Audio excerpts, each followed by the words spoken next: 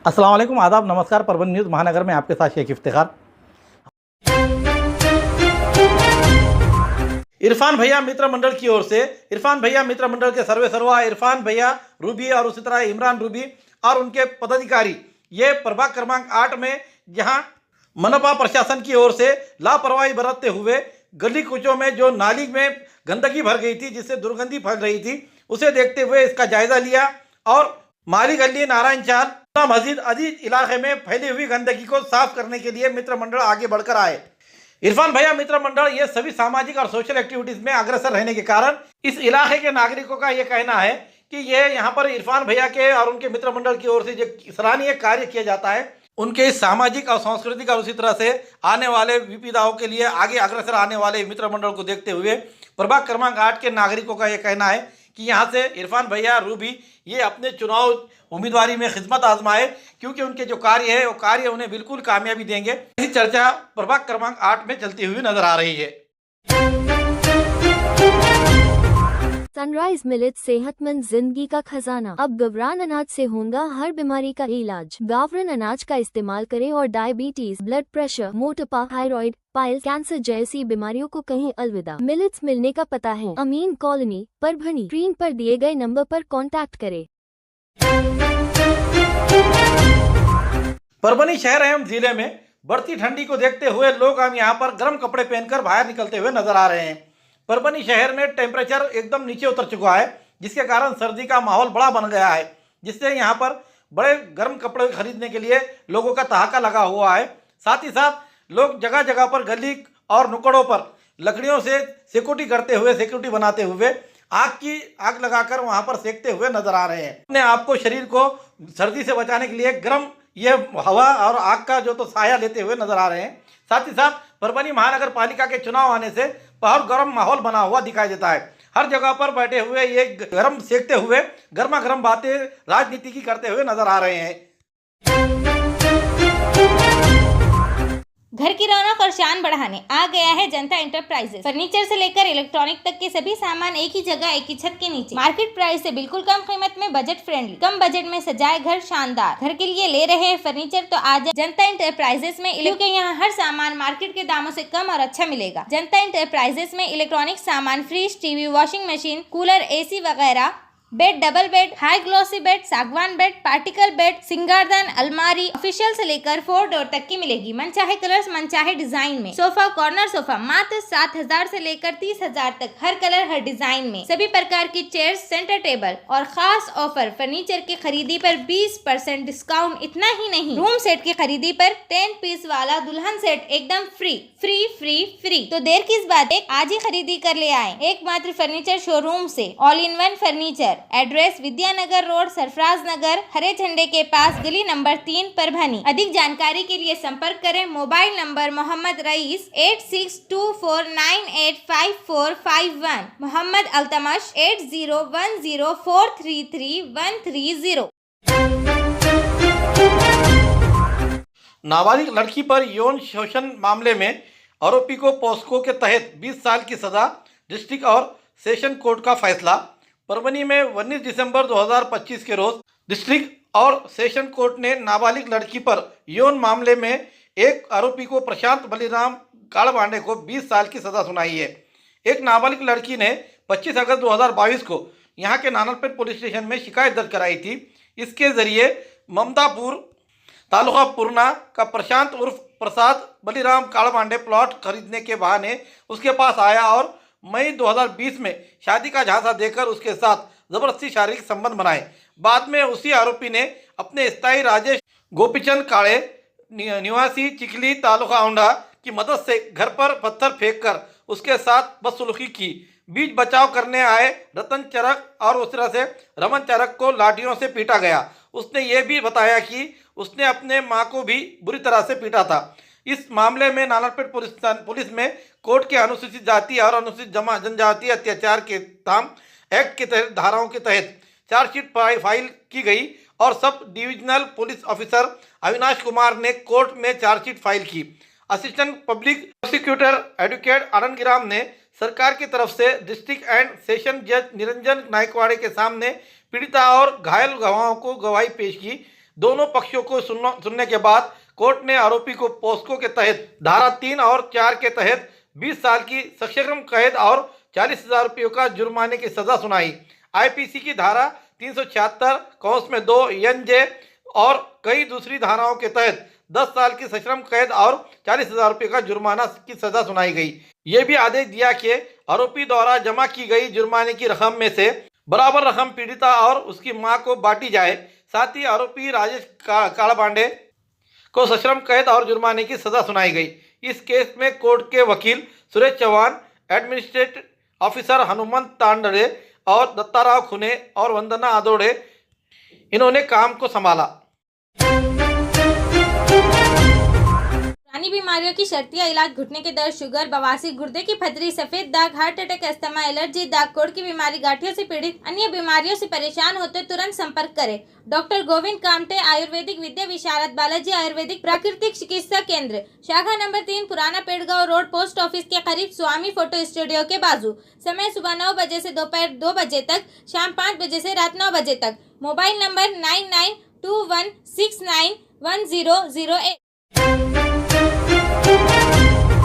प्रहार जनशक्ति पक्ष परभनी के महानगर पालिका के चुनाव खुद के ताकत पर लड़ते हुए महापालिका के पूरी जगहों पर उम्मीदवार खड़े करेंगे। ऐसी प्रतिक्रिया जिला प्रमुख शिवलिंग बोध ने इन्होंने आज संवाददाता सम्मेलन में दी। परभनी शहर के होटल सेफ्रॉन में हुए संवाददाता सम्मेलन में प्रहार जनशक्ति पक्ष के जिला प्रमुख शिवलिंग बोध ने प्रहार क्रांति दिव्यांग आंदोलन जिला प्रमुख केशव जादव, जिला सचिव रामेश्वर पुरी, तालुका प्रमुख उद्धव गरुड़, शहर प्रमुख अंकुश गिरी, महिला आघाड़ी तालुका प्रमुख सोनाली ताई खिल्लारे, शहर प्रमुख सुषमा ताई देशमुख आदि इस समय मौजूद थे।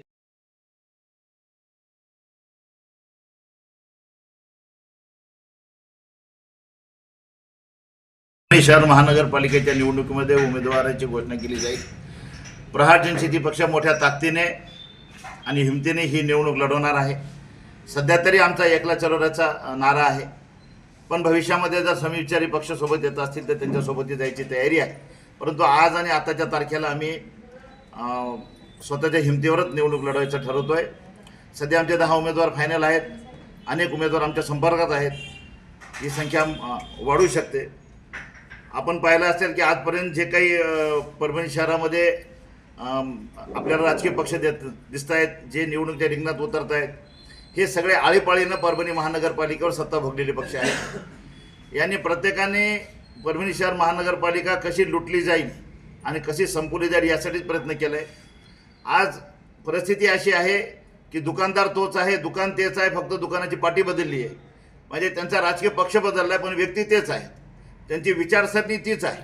म्हणजे आजपर्यंत तुम्ही एका वेगळ्या दुकानाच्या नावाने लुटमार केली, उद्या दुसऱ्या दुकानाच्या नावाने लुटमार करणार, पण परभणी शहर महानगरपालिका लुटमार करण्यासाठीच हे सगळे पक्ष एकत्र आलेले आहेत आणि आपापल्या पद्धतीने विकासाच्या गप्पा करून निवडणूक लढवायचा प्रयत्न करतायत। या निवडणुकीमध्ये मोठ्या प्रमाणावर पैशाचा वापर केला जाणार आहे, आम्हाला माहिती आहे। धनशक्ती विरुद्ध जनशक्ती म्हणून आम्ही आज प्रहार जनशक्ती पक्षाच्या माध्यमातून आम्ही एक प्रामाणिक आणि जनतेची सेवा करणारे उमेदवार पुढे आणतोय।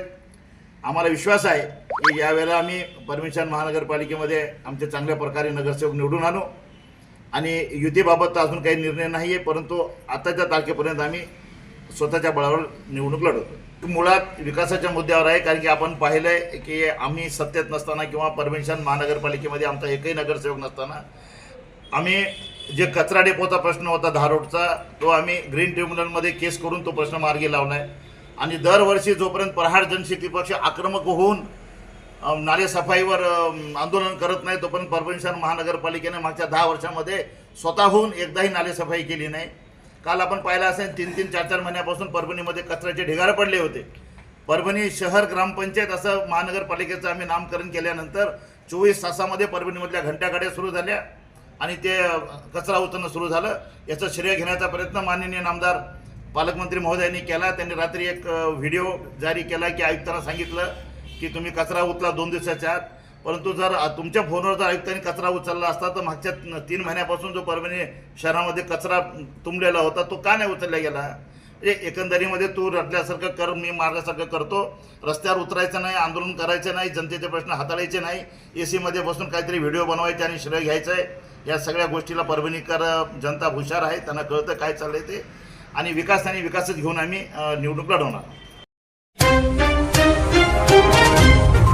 खूबसूरती का राज डॉक्टर हाशमी के पास। बालों का झड़ना, चेहरे के दाग व धब्बे, दीगर समस्याओं का इलाज हमारे पास। हमारे अपने बनाए हुए प्रोडक्ट्स 100% नेचुरल, कुदरती तौर पर इलाज बगैर किसी साइड इफेक्ट के साथ। पूरी तरह से कुदरती व खालिश प्रोडक्ट्स आपके सामने बनाए जाएंगे। हमारे खुद के बनाए हुए प्रोडक्ट शिकाकाई, रीठा, आंवला, मेथी, गुड़हल के फूल, भिंगरा, एलोवेरा के जरिए हर्बल ऑयल वो हर्बल शैम्पू बालों का झड़ना व डैंड्रफ को खत्म करने के साथ सर की खुजली को खत्म करे। पतले बालों का इलाज फायदेमंद है, साथ ही बालों को लंबा, घना और खूबसूरत बनाए। चेहरे के दाग, धब्बे, कील, मुहासे, रूखी त्वचा वो चेहरे की झुर्रियां खत्म करे, साथ ही चेहरे को खूबसूरत बनाता है। खूबसूरती का राज डॉक्टर हाशमी के पास। हमारे पास ऑयल मशीन है जिससे हम आपके लाए गए खोपरा, कलौंजी, बादाम व अन्य सामग्री का तेल निकाल कर देंगे आपके सामने। एड्रेस डॉक्टर हाशमी मिनाज, खान साहब बिल्डिंग के पीछे, दरगाह रोड, परभनी। 8421522947, 8669131304। मिलने का समय सुबह 9 बजे से दोपहर 2 बजे तक और शाम 5 बजे से रात 9 बजे तक। आदिवासी महादेव कोळी समुदाय ने पूर्णा तहसील ऑफिस के सामने आदिवासी मंत्री डॉक्टर अशोक उइके के खिलाफ खुलेआम विरोध प्रदर्शन किया। उन पर अनुसूचित जनजातियों यानी आदिवासी महादेव कोळी, मल्हार कोळी, टोकरे कोळी, डोंगर कोळी और धोर कोळी के प्रलंबित मुद्दों पर जानबूझकर नजरअंदाज करने और उनका दुरुपयोग करने का आरोप लगाया गया। तहसीलदार के जरिए मुख्यमंत्री देवेंद्र फडणवीस को एक निवेदन भेजा गया है। आंदोलनकारियों ने आरोप लगाया है कि 10 दिसंबर को नागपुर में विधान भवन पर निकाले गए बड़े मोर्चे के दौरान संबंधित मंत्री ज्ञापन लेने के लिए आगे नहीं आए और उन्होंने 4 दिन के आमरण अनशन के दौरान भी चर्चा के लिए समय नहीं दिया। ये भी आरोप लगाया गया है कि अनशन के दौरान आंदोलनकारियों पर दबाव डाला गया और उन्हें गिरफ्तार किया गया। इस दौरान अन्य आदिवासी प्रतिनिधिमंडलों के साथ चर्चा की गई, लेकिन कोळी समुदाय के प्रतिनिधिमंडल को नजरअंदाज किए जाने पर कड़ी नाराजगी जताई गई। अगर जल्द से जल्द ऑफिशियल मीटिंग करके इस मुद्दे का हल नहीं निकाल किया गया तो आने वाले 23 फरवरी को जोरदार विरोध प्रदर्शन करने का चेतावनी दी गई है। इस मौके पर बड़ी संख्या में आदिवासी महादेव कोळी समुदाय के सदस्य मौजूद थे। आद्य क्रांतिकारक राघोजी भांगरे प्रणीत राज्यातील महादेव कोळी, मल्हार कोळी, टोकरे कोळी, ढोर कोळी जमातीचा 10 डिसेंबर 2025 रोजी नागपूरच्या हिवाळी अधिवेशनावर मोर्चा होता। मोर्चा जवळपास 10,000च्या वर बांधव या मोर्चामध्ये सहभागी होते, पण मोर्चाचं निवेदन स्वीकारायला राज्य शासनाचा कोणी प्रतिनिधी आला नाही। उलट आम्ही निवेदन देऊन मंत्रालयामध्ये गेलो, विधिमंडळामध्ये गेलो, बावनकुळे साहेबांकडे भेट झाली आणि त्यांनी 13 तारखेला बैठक लावली। परंतु आमच्या मोर्चेकऱ्यांचं म्हणणं होतं की जोपर्यंत आमची बैठक लागत नाही तोपर्यंत आम्ही उपोषणावर उठणार नाही। आणि मग 11 तारखेपासून आमचे शेकडो बांधव आणि भगिनी या ठिकाणी हिवाळी अधिवेशनाच्या समोर जो यशवंत स्टेडियम आहे त्या ठिकाणी आमरण उपोषण सुरू केलं। परंतु उपोषणार्थीची एकही प्रतिनिधी भेट घ्यायला आला नाही आणि आदिवासी मंत्री यांनी याची दखल घेतली नाही। उलट 12 तारखेला आदिवासी विकास परिषदेचा मोर्चा होता, जो मोर्चा आदिवासी मंत्र्यांनी त्या शिष्टमंडळाला बैठकीसाठी बोलावलं, तो मोर्चा स्थगित केला। परंतु आमच्या बाबतीमध्ये दुजाभाव केला आणि 13 तारखेला आमच्या समाज बांधवांनी काहींनी आत्महत्या करायचा प्रयत्न केला, स्टेडियमवर चढले, त्यामुळे गोंधळ उडाला। पोलिसांनी आम्हाला पकडलं, धरपकड केली आणि आमचं आंदोलन मोडीत काढण्याचा प्रयत्न केला। मुख्यमंत्र्यांकडे आम्ही 14 तारखेला गेलो, मुख्यमंत्र्यांची सुद्धा भेट झाली नाही। मुख्यमंत्र्यांचे सहसचिवालय जे आहे, सहसंचालिका आशा पठाण मॅडम यांच्यासुद्धा आमची चर्चा झाली। अशोक उईके यांना सुद्धा आम्ही निवेदन दिलं, परंतु त्यांनी सविस्तर चर्चा केली नाही। अधिकृत अजेंड्यावर घेऊन राज्यातल्या महादेव कोळी, मल्हार कोळी, ढोर कोळी, टोकरे कोळी जमातीचा प्रश्न सोडवावा, कारण ते 1,05,10,213 ही राज्यातली आदिवासी लोकसंख्या आहे। या आदिवासी लोकसंख्येला गृहीत धरून राज्याचं बजेट ठरतं। राज्यातले 25 आमदार विधानसभेचे आणि 4 लोकसभेचे खासदार आरक्षित आहेत। मग काही जमातीच्या बाबतीमध्ये हा दुजाभाव बाळगणं, कारण शपथ घेताना आपण सर्वांप्रती समान भावना असली पाहिजे, पण आदिवासी मंत्र्यांनी ही म्हणजे आमच्याप्रती जो दुजाभाव केलेला आहे आणि आमचं आंदोलन मोडीत काढलेलं आहे, त्याबद्दल आज आम्ही तहसीलदार साहेब यांच्या मार्फत माननीय मुख्यमंत्री देवेंद्र फडणवीस साहेब यांच्याकडं निषेधाचं निवेदन दिलेलं आहे। आणि या निवेदनाच्या माध्यमातून आम्ही सरकारला हाही इशारा दिला आहे की सरकारने येत्या काळामध्ये जर आमच्या समाज बांधवावर जो होणारा जो अन्याय आहे तो अन्याय दूर करण्यासाठी बैठक लावावी। बैठक जर नाही लावली तर परत एकदा चलो मुंबई आणि 23 फेब्रुवारीपासून आझाद मैदानावर अर्थसंकल्पीय अधिवेशन सुरू होत आहे। त्या अधिवेशनामध्ये सुद्धा आमचा पूर्ण राज्यातला महादेव कोळी, मल्हार कोळी, टोकरे कोळी समाज बांधव त्या ठिकाणी अधिवेशनावर पदरात GR निघाल्याशिवाय आम्ही वापस फिरणार नाही। आमच्या सगळ्या समाज बांधवांचा असा ठाम निर्धार आहे। आमची मागणी एकच आहे की राज्यामध्ये महादेव कोळी, मल्हार कोळी, टोकरे कोळी, ढोर कोळी जमातीच्या 1950 पूर्वीच्या नोंदी ज्या आहेत त्या नोंदी कोळी झालेल्या आहेत आणि ह्या नोंदी त्यावेळेसच्या जनगणना आयोगाच्या आदेशानुसार झालेल्या आहेत. सरकारला आणि आपल्या आदिवासी मंत्र्याला मी मोर्चामध्ये सांगलेलंच होतं की मी ही एकटी नारी आहे म्हणून तुमच्या पोलीस प्रशासनानं बळाचा उपयोग केला. पण मी तुम्हाला तिथं मी वॉर्निंग दिली होती की हे बघा एक महिला झाली तर काय झालं, पण एक महिलाने पहा हे बघा 100 महिला मी जागृत केल्या आणि येत्या काळामध्ये तुम्हाला सांगते ह्या 100 महिला मी लाखोच्या संख्येने घेऊन येणार आहे.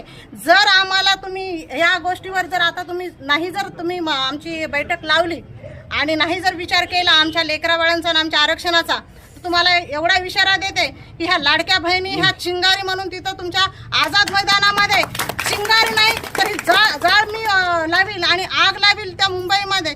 आणि ही एवढी वॉर्निंग देते सरकारला आणि जास्तीत जास्त दक्षता घ्यावी. कारण आम्ही आज फक्त तहसीलमध्ये हे आणि तेव्हा मी चांगलं होतं फक्त ते ट्रेलर होता, पिक्चर पाहायचा तर मुंबईला दाखवल. आणि मी देवेंद्र फडणवीस साहेबांना सांगते तुम्ही म्हणलेले आहात की लाडक्या बहिणीला जे मागतील ते देतील. आम्ही तुम्हाला खरं सांगते भावासारखं की आता आम्ही बहिणी म्हणतो तर आमच्या लेकरा बाळासाठी तुम्ही आरक्षण देऊन टाका.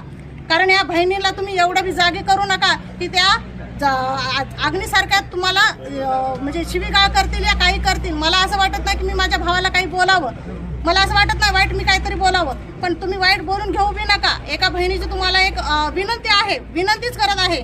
पण जेव्हा तुम्ही आता मुंबईपर्यंत जर आम्हाला आणसाल तर ह्या बहीण आदिवासी महादेव कोळी बहीण आणि इतर माझ्या बहिणी तर तुम्हाला सांगते ज्या भाषेत तुम्हाला बोलायचं ती भाषा तुम्हाला ऐकून घ्यावं लागेल. हे पण तुम्ही दक्षता घ्यावी. आणि जर आमच्याकडून जर चुकी झाली तर मी तुम्हाला ते माफी मागते. मग राग नाही धरायचा की बहिणी मी 1,500 द्यायलो आणि मला माझ्या परत बहिणी अशा का बोलायल्या. कारण तुमचा 1,500 आम्हाला नको. आम्हाला आमच्या लेकरासाठी आरक्षण पाहिजे आणि आम्ही कोणाच्या ताटातलं घेत नाही आहे. आमच्या लेकराचं पहिलंच ऑलरेडी आहे, आम्हाला ते देऊन टाकावे. कारण आमचे लेकरं बाळं लोकांच्या मजुरीनं पळत आहेत, आमच्या बायका लोकांच्या मजुरीनं पळत आहे. आम्ही आता ठरवलंय आम्ही मजुरी केली पण आमच्या लेकरा बाळांना लोकांची मजुरी करू देणार नाही, आम्ही लोकांची चाकरी करू देणार नाही. कारण आम्हाला बाबासाहेबांनी सांगितलेलं आहे कलममध्ये खूप काही ताकद आहे आणि त्यांना आम्ही कलम देणार आणि त्यांच्या कलमानुसार त्यांना चालवणार आणि त्यांना त्यांचे आरक्षण त्यांना देणार लागणार आहे. हे काय तुम्ही काय घरचं नाही आहे, बाबासाहेबांना आम्हाला हक्काचं दिलेलं आहे. आम्ही मूळ निवासी आहोत आणि आम्हाला मूळ निवासी असताना सुद्धा तुम्ही आम्हाला आज हटवलेलं आहे. कशामुळे तर आमच्या गरीब लोकांमुळे. आमच्या गरीब लोकांना हे लढायचं माहिती नाही, त्यांना लढायचं माहीत नाही. हे फक्त महादेवाचे पुजारी आहेत. तुम्हाला माहित आहे महादेव कोण आहेत? महादेव फक्त देव नाही. जर त्यांनी तांडव केला तर तुम्हाला माहिती आहे तांडव काही बरा नसतो. तर मला असं वाटत नाही ती मुंबई काही राख होऊन खाक व्हावं. एवढं सांगते आणि एवढं बोलवते. माझ्या भावानी लवकर माझ्या या बहिणीची ना कळकळ विनंती ऐकावी. न्यूज़ आपको किस तरह पसंद आ रही है इसके बारे में लाइक करें, शेयर करें, कमेंट्स करें, सब्सक्राइब करना ना भूलें और बेल आइकन का बटन ज़रूर दबाएं ताकि हमारी ली हुई न्यूज़ सबसे पहले आप तक पहुंच सके और साथ ही साथ फेसबुक पे हमें फॉलो करें।